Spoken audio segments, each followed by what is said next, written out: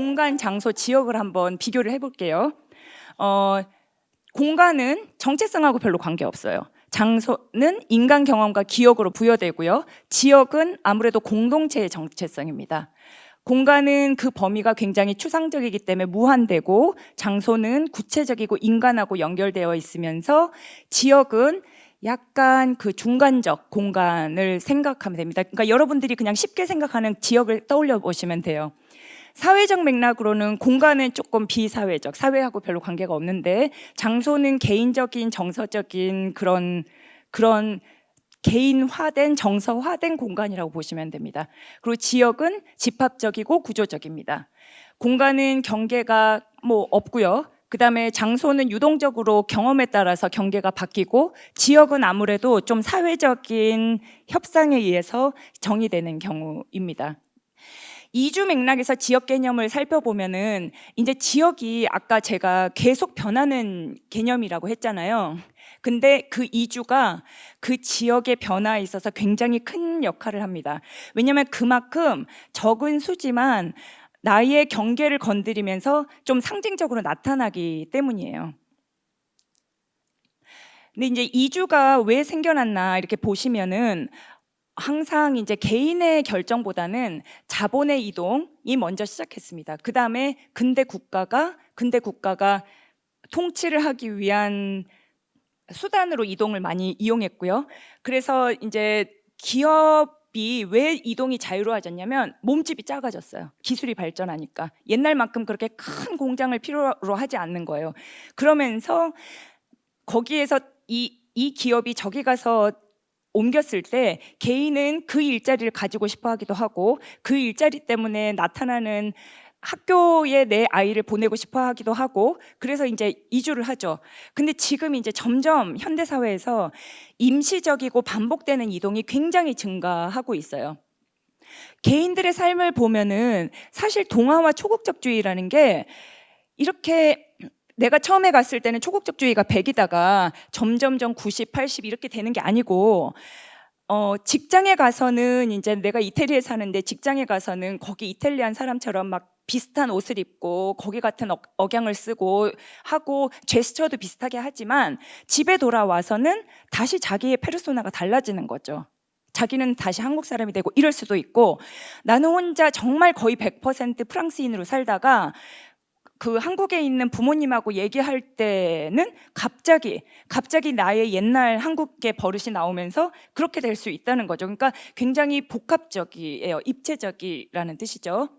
제가 이제 미국에 있다가 영국에 있다가 15년을 살고는 이제 다시 한국에 돌아왔거든요. 근데 이제 미국에 있을 때는 미국 사람하고 친하고 싶었죠. 그러고 싶었어요. 근데 잘 안 되길래 안 되나 보다 이러고 이제 다른 나라에서 온 유학생들하고 같이 친하게 지냈는데, 그 다음에 영국에 가서 이제 교수로 시작하면서 제 아이 때문에 이제 만나게 된 여러 나라 사람들이 있었거든요. 부모님들 있었는데, 그 중에 이제 미국 사람이 한 번은 오더니, 혜란, 자기 동네 사람들이 자기 보고 니네 나라로 돌아가라고 그런다는 거예요. 그러면서 저보고, 우리는 이주민의 그런 감성을 알잖아 막 이러는 거예요. 그래서 제가 그렇지, 여기가 영국이구나, 미국이 아니고. 그러니까 그렇게 된다는 거죠. 그래서 이해가 맞거나 시간이 흘러서 관계가 형성되면 또 의외의 협력 관계를 가져오기도 한다. 그래서 이동의 시대의 정체성 질문은 계속된다. 그러니까 어떤 경우를 보더라도 이게 이제 예전에 제가 몇 년 전에 냈던 책인데요. 우리는 모두 조선족이다. 이게 같은 민족이다 뜻도 있지만, 사실 가장 큰 의미는 조선족이 이동을 먼저 시작했고, 우리가 현대사회를 사는 사람들이 조선족처럼 이렇게 되어간다는 건데, 나는 이 동네를 떠나본 적도 없다 하시는 분 계실 거예요. 근데 생각해 보세요. 10년 전, 5년 전, 그리고 15년 전하고 세계가 이미 너무 달라져 있는 거예요. 그리고 직장도 자꾸 바꾸죠. 옛날에는 평생 직장 이런 가 있었는데, 요즘은 이제 불안정한 직장이 굉장히 사회 문제가 되잖아요. 근데 의외로 또 젊은 학생들한테 물어보면요, 오래 안 있고 싶어 합니다. 그러니까 이상적으로는 한 직장에 한 5년쯤요 이러는 거예요. 정체성 정치가 나타나면서 왜 이렇게 정체성 가지고 난리인가, 그거를 서구에서는 늘 이렇게 얘기를 했어요. 신의 사람이다가 내가 르네상스 때 인간으로 독립했다는 거예요. 그러니까 어떻게 돼요? 뭐라 그러죠? 이렇게 독립된 거는 좋은데 외로운 거 있잖아요. 외롭고 뭔가 내가 불안한 거 있죠? 그다음에 근대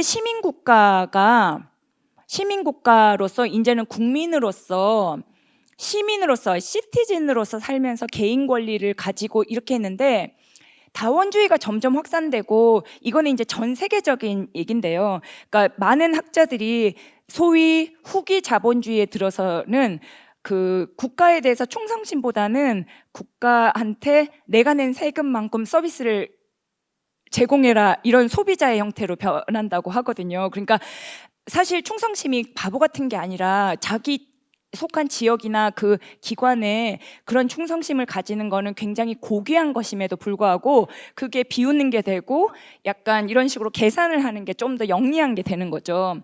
그렇게 얘기를 했어요. 왜 균열이 왔냐? 왜냐하면 일단 87년 이후에 시민주체 이제 그 민주주의가 확산되면서 민주화 운동이 되면서 자각을 하게 된 거죠. 그래서 뭐 외세에 대한 자각도 하고 국가가 저지르는 폭력 이런 식으로 자국민에게 저지르는 폭력 나쁘다 이런 생각도 하고 이런 식으로 뭐 언론을 탄압하면 안 된다 이런 얘기도 하고요. 그 다음에는 이제 전 세계적으로 이런 글로벌 이슈가 유입이 됩니다. SNS 통해서 청년 세대를 중심으로 다양성 요구가 굉장히 증가를 해서 소수자 권리가 이제 의제화되죠. 성소수자, 이주민, 비혼 등에 관심을 갖게 돼요. 그래서 지역이 왜 중요해졌나 보면 이제 제가 아까 말씀드린 거에 약간 통합적인 건데 정체성도 강화됐고 그래서 이제 우리가 누구인가라는 질문을 많이 가지고 싶어 하는 거예요. 우리라는 게 없어지는 거니까.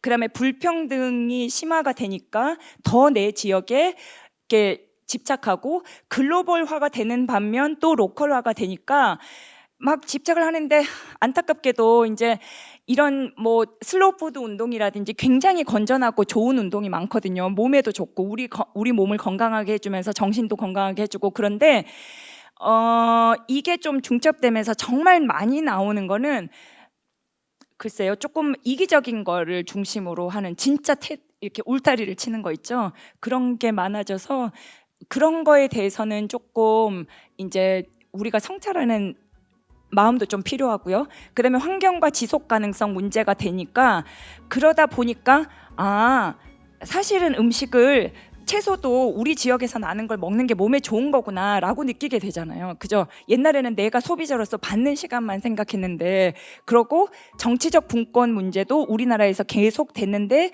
계속 안 되는 그나마 도시 재생이 굉장히 전국적으로 퍼지면서 많이 그거에 대한 인식도 가지게 됐고 많이 노력을 하게 됐다고 생각해요.